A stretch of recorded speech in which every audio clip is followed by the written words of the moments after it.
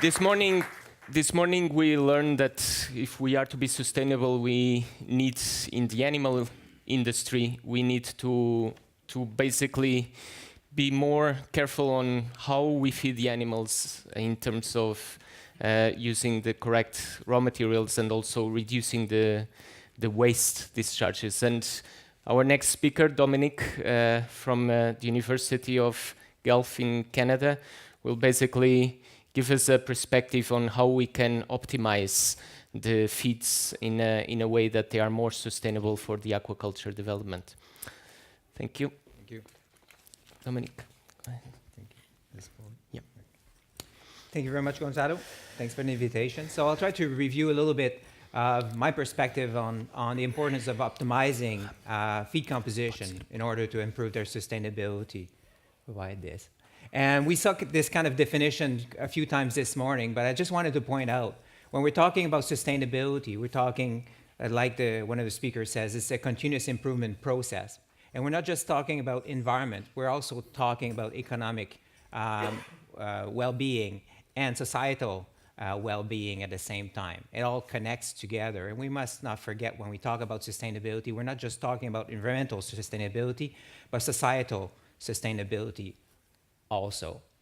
So I think from a nutrition perspective, or an aquaculture perspective, we should be looking at the bigger picture. Yes, we are focusing on making a pellet that's going to be fed to fish, but this pellet is fed to fish to produce a product for a profit. And this pellet is made of ingredients who are themselves originating from a variety of crops or animals or fish in the ocean, etc. And feeding these pellets will result in a certain amount of metabolic waste or fecal waste produced by the animal, and possibly environmental impact depending on the condition. So you cannot simply look at the act of feeding or the formulation of the feed. You have to look at the overall process from the field, right, down to the plate of people, but also in the environment to do it.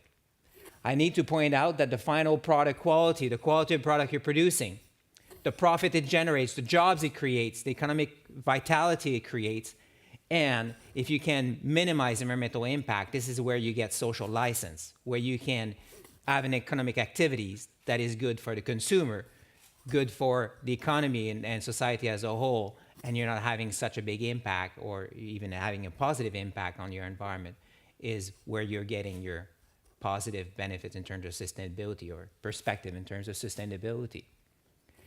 This is a steam pellet feed. It may look like nothing. It's a lowly pellet, low technology compared to the extruded feed. But I increasingly see this tool, this technology, as being a very important technology, something very advanced. It really connects several industries, the milling industry, the fisheries reduction, the fishing reduction fisheries industry, the rendering industry, etc., the oilseed processing industry. We're gathering byproducts from various industry, making it into animal feed in order to produce a value-added product. So this is a process, an important process, a complicated process. It's formulated very precisely in many cases in order to meet very specific requirements and specific end goal. So we cannot overlook or undervalue this process of formulating feed. It is a complicated process. It is a highly valuable process, even though it doesn't look like much. What these feeds are is really a mixture of different ingredients. From the milling industry, like I said, the oilseed processing industry, reduction fisheries, rendering industry, etc. It's no longer only about fish meal. And when you talk to the public and the journalists and the NGO, it's always a fish meal, fish meal, fish meal story, where Albert's showed us that the most of the feed production is in Asia. And in Asia, yes, fish meal is a strategic ingredient, but it's not by any means a major ingredient today. It is a minor ingredient. It is a strategic ingredient bringing nutrients, and it's used because it's cost effective. It meets certain requirements effectively what the animal requires. So it's no longer about, sustainability is no longer about fish meal replacement. It's about using the resources, a variety of resources, in a wise fashion. You can look at it in different ways. The important is to characterize these resources and characterize the animal that are fed these resources, that are assembled into a pellet. My problem is that we talk a lot about fish meal, we talk a lot about specific ingredients or specific species, but I don't think there is very systematic effort, at least in the academic domain. I know many feed companies, large aquaculture companies are investing systematic effort. But overall in academia, in public research, I'm not seeing very many systematic research effort to address this characterization of ingredients, characterization of requirements of the animal.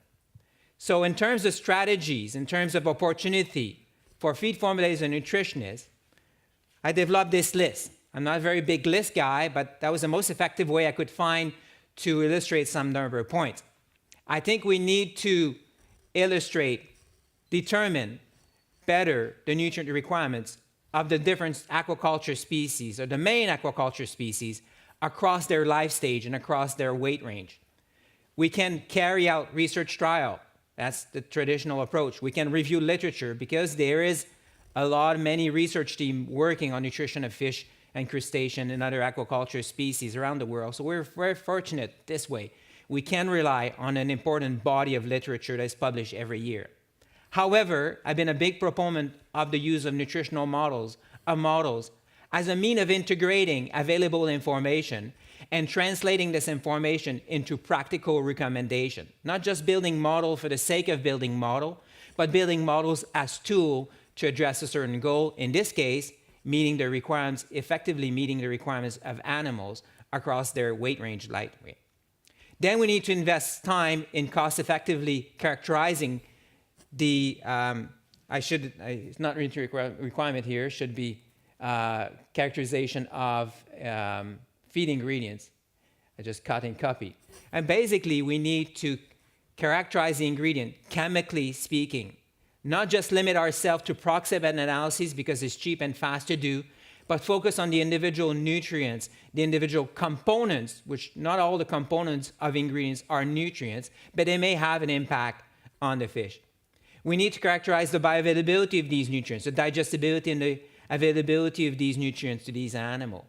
We can do so through in vivo approach by feeding trials, digestibility trial, but we need to rely more and more on quick and effective techniques, an in vitro approach or various in vitro or alternative assay, chemical assay will be increasingly important, and they are very important already in the feed industry. And I'm a strong proponent of developing models, and it's done very widely, but it's not always very popularized. Not everybody has embraced this. But whether you're using a regression model behind your NIRS equipment, that's modeling. You're correlating, right, something that you've measured with the output of a machine. So all feed manufacturers are using actually modeling to determine the nutritive value of their ingredients. They don't always realize it. And we need to push this a little bit better. Being at a conference sponsored by Biomin, I think it's fair to say that we also have lots to learn about the use of feed additive, from amino acids to different supplements to organic acids to enzymes to probiotics, etc. We have to do this in order to address some of the limitation of feed ingredients. Then, I think it's important that we focus on minimizing environmental impact. Again, we saw this morning when we talk about aquaculture, say, oh, it's good, it's interesting, but environmental impact is very bad. Well, it's not the case in my opinion. It's not always the case in our opinion. I've been having work on this issue for quite a few years. I can tell you that fine-tuning feed formulation, selecting your ingredients, formulate to certain nutrient level, digestible nutrient level, using certain processing technique and certain feed additives can get you a long way into it reducing waste output. And it's been very effectively done in the salmon industry, and now we should be doing this kind of work with the tilapia, pangasius, shrimp, etc. The more these production are going in the public domain, not just on the farmers, in a pond, the farmer's yard, is really being produced in reservoir and lakes and etc. And we need to focus on this. And then doing research and development as a feed companies or as nutrition is important. However, you need to constantly verify whatever you're simulating, what you're predicting, what you're working towards is working in the field. And whether your solutions are working or whether your solution is working, but there's bigger problems in the industry that you did not think about, and maybe you're investing, it's futile to invest so much effort in characterizing nutrient requirements when the feed in the feed field is not used properly for a different reason, including mortality or disease or stress, etc. You need to invest in research and development, but not just in a lab, in a small research facility, but research and development with your partners, which are the aquaculture producer. And you can never be satisfied with status quo because your competitor are not satisfied with status quo and they will move ahead. So really, the take-home message, if you have one take-home message from this thing, is if you want to improve feed quality, you want to improve sustainability, I think you have to develop a better understanding of the animals and a better understanding of the ingredients. Because the animals has a nutrient requirements, needs. However, you have to meet these needs with practical resources, and these practical resources are the feed ingredients. So a good nutritionist balances the understanding of the animal and the understanding of the ingredients, etc. Like Albert is saying, we're talking often about ingredients or proximate component. And this is not what the animal is using. It's not using crude protein. It's not using fiber. It's not using ash. It's using individual nutrients, right? It's not using rice bran or soybean meal, etc. It's using the nutrients in these different sources. So that's what you have to focus on. So you have to characterize the nutrient requirements of the animal, the nutrient content of your ingredients, the variability of the content of these nutrients, and the things that are associated with these nutrients, the digestibility, and perhaps more importantly, the bioavailability of the nutrients to the animal, the presence of contaminants and other limiting factors that may influence your processing or the quality of the product you're producing or the acceptability of the feed for various markets, right?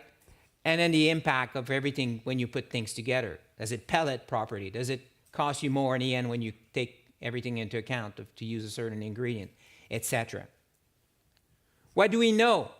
Well, I think we know quite a bit about nutrient requirements of fish and shrimp in general. We know the nutrient they require. Yes, there are a number of nutrients like nucleosides, cholesterol, phospholipids, where we still have significant questions. Even on the fatty acids, even on the amino acids, we still have questions. But we know what the animal requires. How much do they require? In my opinion, it's getting better, but it's a complicated question. When I sat on the NRC committee, I was responsible for reviewing the amino acid papers on amino acid nutrition. I say, hey, there's so many papers on amino acid nutrition. We're going to have a field day here. We're going to do all these models and meta-analyses, and we're going to arrive to such good estimates of the nutrient requirements. However, what I underestimated was the number of species and the number of nutrients. There's 10 essential amino acids plus 2 conditional essential amino acids plus dozens of species. That doesn't make very many published paper per species. And in the case where there's several published papers per species, per nutrient, the answer is not always clear. The example of lysine. What is the lysine requirements of rainbow trout? Is it 2.4? Is it 2.2? Is it 2.1? Is it 1.9? Right? Fish about the same size, you get different answers across studies because diet composition, growth potential, error, variation in model, etc., experimental error will influence. So it's not an easy question. So when you see the NRC requirements as being one absolute value for nutrient requirements for one species, for one nutrients for one species, always be skeptical because this value is based on guesstimate. It's largely me sitting down at a table with one of my postdocs and looking at it and says, well, the nutrient requirements I think is there, right? It's not very fancy, all detail analyses. It's more gut feeling than anything. A point that Albert raised few minutes ago is that for some species we have very limited information. And not for minor species. For Panis vanami, the most widely cultured crustacean fish species, we could not find anything. And that's one of my big failures in sitting in the NRC committee is that I wish we had wing it, meaning that we generate estimates of the requirements for the different, for all the nutrients for important species. But the committee decides, say, no, we're not going to wet ourselves. We don't have information, so we're going to just leave it blank. Not a very good solution, in my opinion, because you guys have to formulate feed every day, and you need a number. But the committee was not willing to commit himself. The problem is too many species, but even for commercial species, there has not been enough investment. One example is Atlantic salmon. There was hardly in 2010, when I reviewed the literature, there was hardly any published paper on amino acid requirements of Atlantic salmon. Very, very few. Same thing for many important commercial species. Albert talked about this. He covered all the species.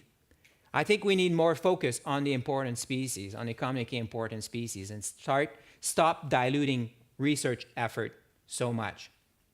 We need to develop better estimates of requirements also across life stage and across weight range.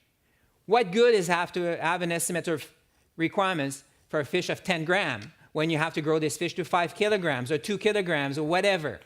The nutrient requirements is certainly going to change. There's obviously different life stage, so they should have different nutrient requirements, right?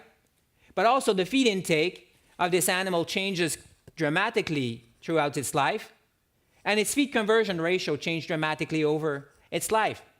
So nutrient requirements are bound to evolve with the weight of the animal. Will they change a lot? Will not change a lot? We don't always have a perfect answer. And it's virtually impossible to do through experimental work unless you have huge resources. So the approach that we've used for the NRC, and now we're using consistently for other projects, is to use factorial model based on a fairly novel approach that Kathleen Waugh and I have been working on, an hybrid between an amino acid partitioning model and a bioenergetic model, which we call an hybrid model. And using this, we generate estimates of nutrient requirements, amino acid requirements of the different amino acids for different weight range for rainbow trout and Atlantic salmon. That's all we had the time to do for the NRC.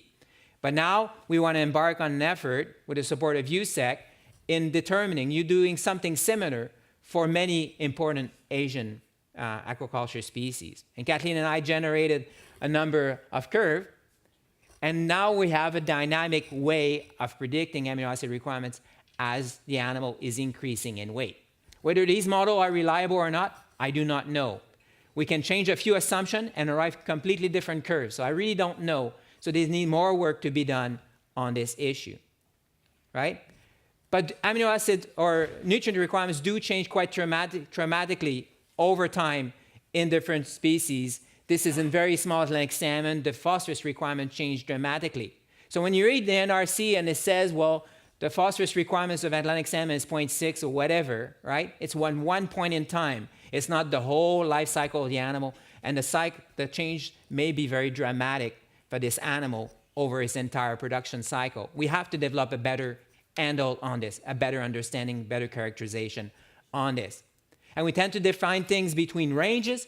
However, it does change tremendously. So even if you develop average between range, you have to be careful because the requirements may be changing dramatically or very fast over a small interval. So we have to develop a better handle on this. Now, I focus a lot on nutrient requirements. We have to focus on ingredients because we're going to meet the requirements of the animal using ingredients. We need better characterization of the ingredients. And when we talk about ingredients, about a name, canola meal, we actually mean very different ingredients depending on their origin, whether it come from Australia, Canada, or from Europe, rapeseed meal coming from Europe. Depends on how it's processed, how the oil is extracted, how it's heated, etc. The profile, nutrient profile will be different. The amount of anti-nutritional factors will be different, etc. Right? Then we do have a number of ingredients that are quite highly variable from different factories, the same ingredients being quite variable. So we do need to characterize the variability of ingredients, not just the chemical variability of the ingredients, not just the nutrient variability of the ingredients, but the digestibility of these ingredients, how digestible the protein, the amino acid, etc. are. And there's been some work done in swine nutrition and poultry nutrition, and there's hardly any of that kind of work done in fish nutrition, except with large feed company who have the resource to do this. But in the public domain, hardly anything is done of that nature. People assume soybean meal, canola meal is canola meal, fish meal is fish meal, whereas nothing would be further, in my opinion, nothing could be further from the truth. Even a very standard ingredient with the same protein content may have a different amino acid profile, maybe have different things. This example from soybean meal produced in the Midwest of the US, you do have significant variability of lysine content of this soybean meal at same protein content. And then we have difference between species in mineral digestibility, which is something we have not characterized. And we've done so with phosphorus. It's a bit easier. And we're able to exploit or find differences in digestibility of the same resources in tilapia and common carp. And this modeling work, I feel, is some of the biggest contribution to science of my lab. It may not look like very much. However, this is extremely useful, and I'm using it on a regular basis in Asia with feed formulated with a wide variety of ingredients for a wide variety of species. And something that is important there is, in the end, the digestibility of nutrients in the feed may not just be driven by the ingredients, but the interaction between ingredients. You have phosphorus coming from meat and bone meal, you have phosphorus coming from a phosphate supplement. These two things may interact. You'll have phytate, phytase, etc. So you have to take into account not just the individual nutrients, but the interaction, the effects of additives, and the interaction between the different sources. Just to finishing up a few notes, my lab was awarded a project from USEC and USAID to develop an Asian aquaculture feed formulation database, and we're going to review the composition of common feed ingredients and the nutrient requirements of important aquaculture species in Asia. Thank you very much.